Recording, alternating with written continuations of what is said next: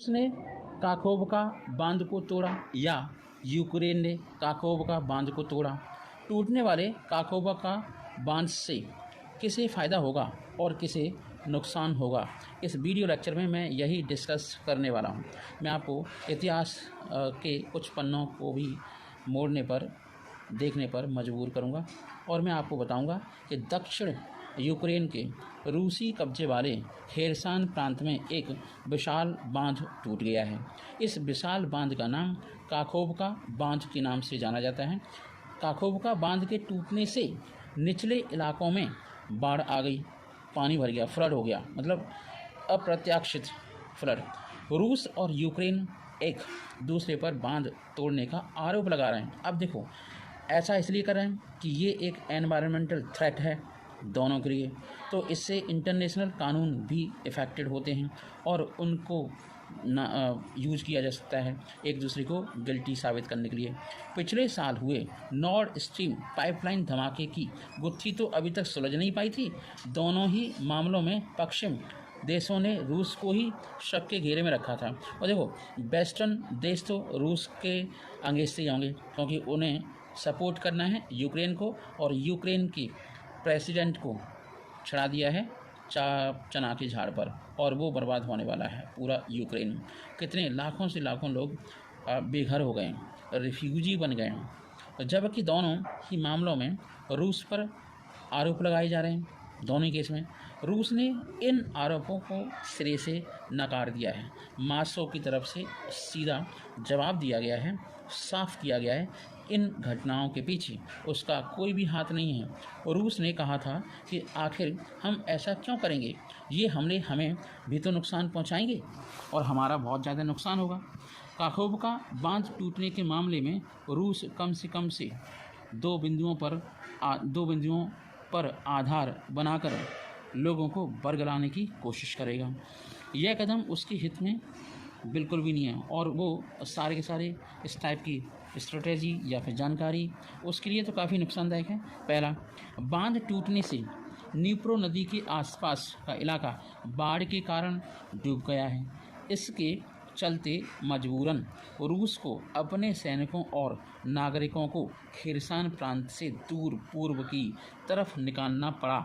यह खेरसान के निवासियों को थोड़ी राहत भी देगा, लेकिन खेरसान के निवासियों के लिए एक समस्या खड़ी हो गई, जिन्हें अपनी ज़िंदगी रूसी तोपखाने और मिसाइल हमलों के बीच गुजारनी पड़ती थी और पड़ती है आजकल। दूसरा, इससे रूसी कब्जे वाले क्रीमियाई को पानी पहुंचाने वाली व्यवस्था भी प्रभावित हो गई है। क्रीमिया ताज़े पानी के लिए दूर टूटे हुए बांध के करीब मौजूद नहर पर निर्भर रहता है। और 2014 में आपको बता दें, क्रीमिया पर रूस ने अवैध कब्जे के बाद दोनों ही देश रूस और यूक्रेन क्रीमिया पर दावा करते हैं कि यह क्षेत्र हमारा है। दावेदारी पेश करने के साथ साथ उनका कुछ न कुछ तो बड़ा लालच है। काकोवका बांध के टूटने का रूस को और यूक्रेन को दोनों को कुछ अपनी अपनी व्यवस्थाएं है ना बदलने पर मजबूर करेगा।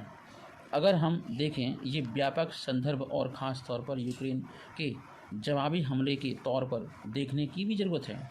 इस जवाबी हमले के सफल होने के लिए यूक्रेन को पिछले साल जब्त किए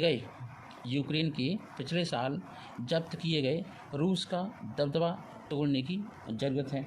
ये यूक्रेन करना चाहता है। यूक्रेन द्वारा जब्त किया गया इलाका क्रीमिया को उसके पूर्वी क्षेत्र डॉनबास से जोड़ता है। अगर यूक्रेन ज़ैपोरिजिया शहर के दक्षिणी इलाके में रूस के रक्षा कवच को तोड़कर इसे दो हिस्सों में बांट देता है तो यह क्रीमिया को अलग थलग कर सकता है। इस कदम से यूक्रेन एक बड़ी रणनीतिक जीत हासिल कर सकता है। लेकिन रूस ने पिछले साल फरवरी में किए आक्रमण के बाद बहुत कुछ सीखा है। उन्होंने नक्शे को देखा और उन जगहों पर काम किया जहां रूस के हमला करने की आशंका सबसे ज़्यादा अधिक है। इसके अलावा रूस ने पिछले साल के कुछ महीनों में अजोब सागर की और यूक्रेन के हमले को रोकने के लिए किलेबंदी भी तैयार की है। हालांकि अभी तक इस बात की पुष्टि नहीं हुई है कि यूक्रेन इस किलेबंदी के पश्चिमी हिस्से में अपनी सेना भेजने की तैयारी कर रहा था या नहीं। कीव में मौजूद हाई कमांड ने अपने पत्ते बिल्कुल नहीं खोले, जिससे रूस अनुमान लगाता रहे। लेकिन अब यह कार्रवाई जिसने भी की वो अधिक समस्याएं खड़ी कर देंगी। नीप्रो नदी पहले से ही काफ़ी फैली हुई है और यूक्रेन के दक्षिण हिस्से तक पहुंचते पहुंचते और विस्तृत हो जाती है। ऐसे में रूसी तोपखाने, मिसाइल और ड्रोन हमलों के बीच यहाँ से बख्तरबंद गाड़ियों को ले जाना काफ़ी खतरा है। वो खतरे से खाली नहीं होगा, क्योंकि बांध अब टूट चुका है और खैरसान के सामने वाले पूर्वी तटों के निचले इलाकों में बाढ़ आ गई है। बाढ़ प्रभावित इलाका अब यूक्रेनी सेना के लिए काफ़ी चुनौतीपूर्ण, चैलेंजिंग बन गया है। एक ऐतिहासिक तथ्य से मैं आपको बताना चाहता हूं कि इस क्षेत्र में रूसियों का अतीत रहा है। क्या 1941 में सोवियत यूनियन सैनिकों ने नाजी सैनिकों को रोकने के लिए इसी नीप्रो नदी पर बने पुल को उड़ा दिया था, बम ब्लास्ट करके। कहा जाता है कि इससे आई बाढ़ में हजारों सोवियत नागरिक भी मारे गए थे। हालांकि अब लब्बो लुआब यही है कि जिसने भी काखोवका बांध को उड़ाया है उसने दक्षिणी यूक्रेन में रणनीतिक बिसात को उलट के रख दिया है। इस घटना में दोनों पक्षों को कई बड़े सुधार करने पड़ेंगे। मजबूरी है उनकी सुधार करने की और संभवतः लंबे समय के लिए जवाबी हमले में यूक्रेन के अगले कदम में देरी हो रही है। जय हिंद, जय भारत। गाय की बात कर क्या कांग्रेस मंत्री ने बीजेपी को मुद्दा दे दिया है? आप जानते ही होंगे, हाल ही में संपन्न हुए कर्नाटक विधानसभा चुनाव में बहुमत से जीत हासिल करने के 4 सप्ताह बाद कांग्रेस के एक नेता के वेंकटेश ने ये कहकर बीजेपी के हाथों में एक अहम मुद्दा दे दिया कि अगर भैंसों को काटा जा सकता है तो गायों को क्यों नहीं। कर्नाटक सरकार की गौ हत्या रोकथाम एवं मवेशी संरक्षण कानून 2020 में बदलाव करने की योजना के विरोध में वहां के विपक्ष में मौजूद बीजेपी के 2 दिन के राज्य व्यापी प्रदर्शन की घोषणा भी की है। हाल ही में हुए विधानसभा चुनाव में 122 सीटों पर रही बीजेपी सरकार को या बीजेपी पार्टी को केवल और केवल 66 सीटें तक सिमट आई है या इतनी सीटें मिली हैं और वो अब राज्य में विपक्ष की भूमिका में बीजेपी प्रवक्ता एमजी महेश ने कहा कि हमारा विरोध प्रदर्शन इस बात पर निर्भर करता है कि राज्य सरकार किस तरह से काम करती है। बीजेपी के शासन के दौरान राज्य में इस कानून में बदलाव किया गया था। इसके तहत गौ हत्या पर पूरी तरह से रोक लगाई गई थी। साथ ही कहा गया था कि भैंस और सांड को उनके 13 साल का होने के बाद मारा जा सकता है। कानून में बदलाव करने के वक्त इसमें कड़ी सज़ा का भी प्रावधान किया गया था। दोषी पाए जाने पर इसके तहत 3 से 7 साल की सज़ा और 5,000 का या 5 लाख तक का जुर्माना लगाने का प्रावधान किया गया था।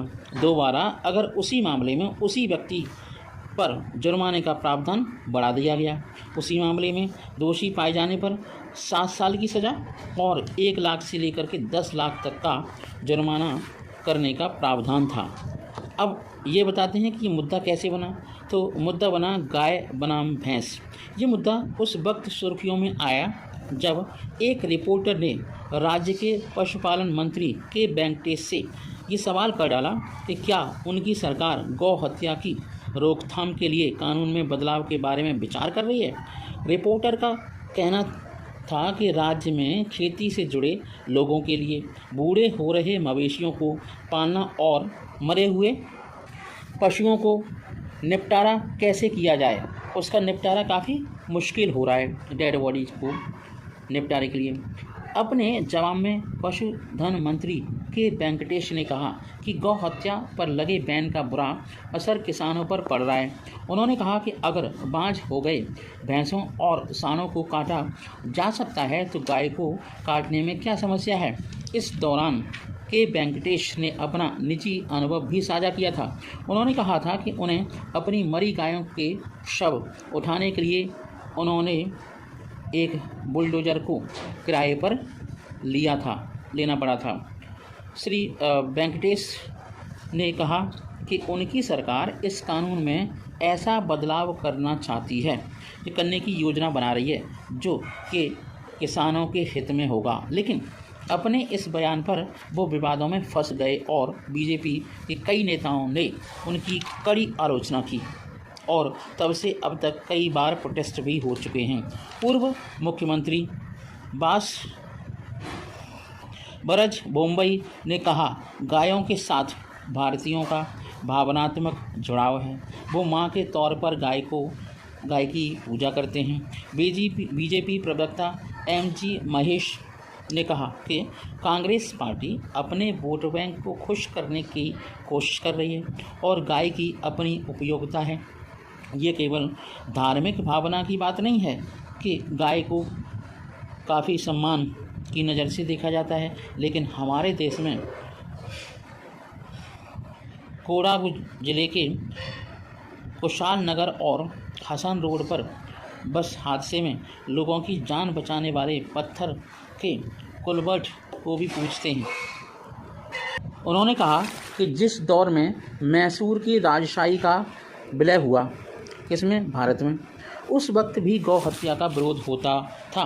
उन्होंने कहा, मैसूर के राजा ने केंद्र सरकार के सामने एक शर्त रखी थी, वो ये थी कि राज्य में कहीं पर भी गौ हत्या नहीं होगी। हालांकि मुख्यमंत्री सिद्धारमैया ने सवाल उठाने वाली बीजेपी पर बिल्कुल भी सीधा निशाना साधते हुए कहा कि नैतिक तौर पर बीजेपी को इस मुद्दे पर बात करने का कोई अधिकार नहीं है। बुधवार को बेंगलुरु में होने वाले बीजेपी के विरोध प्रदर्शन से जुड़े एक सवाल के उत्तर में सिद्धरामैया ने कहा कि कैबिनेट में अब तक इस मुद्दे पर चर्चा तक नहीं हुई है और बीजेपी इस मुद्दे को उछाल रही है। सीएम ने कहा कि बेचारे, अब जब हम चुनाव के समय दी गई 5 गारंटियों को लागू करने जा रहे हैं तो उनके पास बोलने के लिए अब कुछ बचा नहीं है, इसलिए इस मुद्दे पर बातचीत चल रही है। अब उनके पास नैतिक हक तो है ही नहीं। सीएम ने दावा किया कि उन्होंने हर घर 10 घंटे बिजली, कृषि ऋण माफ़ करने और सिंचाई के लिए 1.5 लाख करोड़ रुपए के आवंटन का वायदा किया है और वो इसे पूरा करेंगे। वो अपने इस बातों पर खरे नहीं उतर पाए। ये जानकर बीजेपी, तो आप जानते हैं, जन विरोधी पार्टी है। जब बीजेपी सत्ता में थी तो उन्होंने कभी SL कमीशन के जरिए काफ़ी पैसे कमाए और राज्य को लूटा। दूसरा वाकया ये है कि SL बारप्पा बीजेपी के राजगुरु उन्होंने पूर्वा नाम की एक पुस्तक लिखी है जिसमें ऋषि पांडवों से मुलाकात करने गए थे तो द्रौपदी ने उन्हें खाने में बछड़े का मांस परोसा था। इसका मतलब सिद्धारमैया ये कहना चाहते हैं कि महाभारत काल से गाय का मांस खाया जाता है। तो वो क्या साबित करना चाहते हैं? जय हिंद, जय भारत। देखते हैं आगे। अमेरिका ने पहली बार खुलकर कहा है कि वो इजराइल और सऊदी अरब में नॉर्मल रिलेशनशिप चाहता है, मतलब उसकी इच्छा है। गल्फ देशों के 3 दिन के दौरे पर रवाना होने से पहले अमेरिकन विदेश मंत्री एंटनी ब्लिंकन, सब जानते हैं, काफ़ी अच्छा चेहरा है, ने कहा अमेरिका की नेशनल सिक्योरिटी के लिए बहुत ज़रूरी है कि इजराइल और सऊदी अरब के बीच नॉर्मल रिलेशनशिप हो जाएं। एंटनी ब्लिंकन ने बयान में जो कहा वह अपने आप में सामान्य बात नहीं है, यह वर्ल्ड डिप्लोमेसी में बेहद अहम मायने रखती है। पिछले महीने ही इजराइल सरकार ने माना था कि सऊदी अरब से बैकडोर डिप्लोमेसी के तहत, मतलब चुपचाप से डिप्लोमेसी की तरह बातचीत जारी रखी जाए, और अमेरिका भी यही चाहता है और वो मीडिएटर का रोल प्ले कर रहा है। इजराइल क्यों दूर हो गया सऊदी अरब से? इसमें कुछ रीज़न है। जैसा कि आप जानते हैं, इजराइल एक यहूदी देश है, सऊदी अरब इस्लामी कंट्री है और पूरे 56 इस्लामिक कंट्री का क्या है, गुरु है, लीडर माना जाता है। मुस्लिम वर्ल्ड में इमेज ख़राब नहीं करना चाहता सऊदी अरब, ये सबसे बड़ा रीज़न है सऊदी अरब का इजराइल से दूर होने का। वैसे रिलेशन ठीक ठाक थे। अब हम आपको बताते हैं कि रिलेशन ख़राब न करने के वजह से वो डायरेक्ट बातचीत नहीं कर रहा, बैकडोर डिप्लोमेसी चल रही है। मुस्लिम वर्ल्ड में इमेज ख़राब नहीं करना चाहता। मंगलवार गल्फ विजिट से पहले एंटनी ब्लिंकन ने American Israel public affairs committee की मीटिंग में हिस्सा लिया था। यहाँ मौजूद सिक्योरिटी और डिप्लोमेसी एक्सपर्ट को भरोसा दिलाया कि इजराइल सऊदी रिलेशनशिप शुरू कराने को लेकर तमाम कोशिशें, एफर्ट्स जारी रहेंगी। अमेरिका चाहता है कि सऊदी सरकार जल्द से जल्द इजराइल को मान्यता दे। एंटनी ब्लिंकन ने कहा कि मेरे रियाद और जेद्दा दौरे का भी यही मकसद है। इस मीटिंग में एंटनी ब्लिंकन ने माना कि इजराइल सऊदी डिप्लोमेटिक रिलेशनशिप शुरू कराना कोई आसान काम नहीं है और इसमें वक्त लगेगा। हालांकि अमेरिका इसे एक टारगेट की तरह देखता है और जल्द से जल्द हासिल करना भी चाहता है। अमेरिकी फॉरेन सेक्रेटरी ने भरोसा दिलाया कि इस प्रोसेस में फ़लस्तीन के मुद्दों को, हितों को ध्यान में ज़रूर रखा जाएगा। और मीटिंग में मौजूद इजराइल सऊदी मामले के एक्सपर्ट सलाम सेजवानी ने कहा कि सितंबर 2020 में अमेरिका ने अब्राहम अकॉर्ड कराया था और ये बहुत कामयाबी वाला भी था। अब्राहम अकॉर्ड के वक्त आपको बता दें डोनाल्ड ट्रंप प्रेसिडेंट थे। उस वक्त यूएई, बहरीन, मोरक्को और सूडान ने इजराइल को मान्यता भी दे दी थी। आज इजराइल और यूएई के बीच डिफेंस और ट्रेड का बहुत तेज़ी से विकास हो रहा है और ये काफ़ी बढ़ भी रहा है। अमेरिका चाहता है कि I2U2, I2 का मतलब हो गया इजराइल, इंडिया, यूएई और यूएसए, ये आपके 4 देश का एक ग्रुप है और सारे 4 देश के पहले अक्षर से ये ग्रुप बनाया गया है। ठीक है, ये पहला अक्षर अल्फ़ाबेट से लिया गया है। वर्ल्ड मीडिया में पिछले साल से ही यह खबरें आ रही हैं कि गल्फ की सबसे बड़ी ताकत सऊदी अरब जल्द इजराइल को मान्यता दे सकता है। कुछ दिन पहले यूएन में सऊदी अरब के परमानेंट रिप्रेजेंटेटिव अब्दुल्ला अल मुअल्लिमी ने कहा कि हम इजराइल के साथ संबंध सामान्य करने के लिए प्रतिबद्ध हैं। ज़रूरी है, हम चाहते हैं, लेकिन उसे 2002 के अरब शांति प्रस्ताव की शर्तें माननी होंगी किसे, इजराइल को। अब्दुल्ला ने आगे कहा कि इजराइल को उन सभी क्षेत्रों से अपना कब्जा हटाना होगा जो उसने 1967 में केवल 6 दिन के अंदर जंग के दौरान कब्जा कर लिया था और फ़लस्तीन को आज़ाद मुल्क मानना होगा। अगर इजराइल हमारी मांगों को पूरा कर देता है, अब्दुल्ला का कहना है, तो सिर्फ सऊदी अरब ही क्यों, सभी 57 मुस्लिम देश उसे मान्यता देने को तैयार हैं। तो अब हम आपको स्पेशली एक इम्पोर्टेंट टॉपिक डिस्कस करने वाले हैं इस चीज़ को लेकर के, जिसे बोलते हैं बैकडोर डिप्लोमेसी। बैकडोर डिप्लोमेसी के तहत अब्दुल्ला कुछ भी कहें, लेकिन ये तो तय है कि सऊदी अरब और इजराइल के बीच बैकडोर डिप्लोमेसी चल रही है। इस इजरायली मीडिया ने इसके लिए कुछ जानकारियां दी। उसके मुताबिक कुछ वक्त पहले अमेरिका के 20 यहूदी नेताओं का डेलीगेशन सऊदी अरब गया था। उसने कई दिन तक वहां के सीनियर अफसरों से बातचीत की और इसके पहले भी इजराइल और अमेरिकी नेताओं के सीक्रेट रियाद दौरे होते रहते हैं। पिछले दिनों इजराइल के विदेश मंत्री ने एली कोहेन ने कहा था कि बहुत मुमकिन है, पॉसिबल है कि 6 महीने में ही इजराइल और सऊदी अरब के बीच डिप्लोमेटिक रिलेशनशिप बहाल हो जाएं, कंटिन्यू हो जाएं। पिछले ही हफ्ते खबर आई थी कि इजराइल के प्रधानमंत्री बेंजामिन नेतन्याहू ने हाल ही में 2 बार सऊदी अरब के क्राउन प्रिंस मोहम्मद बिन सलमान MBS से बातचीत की थी। जय हिंद, जय भारत।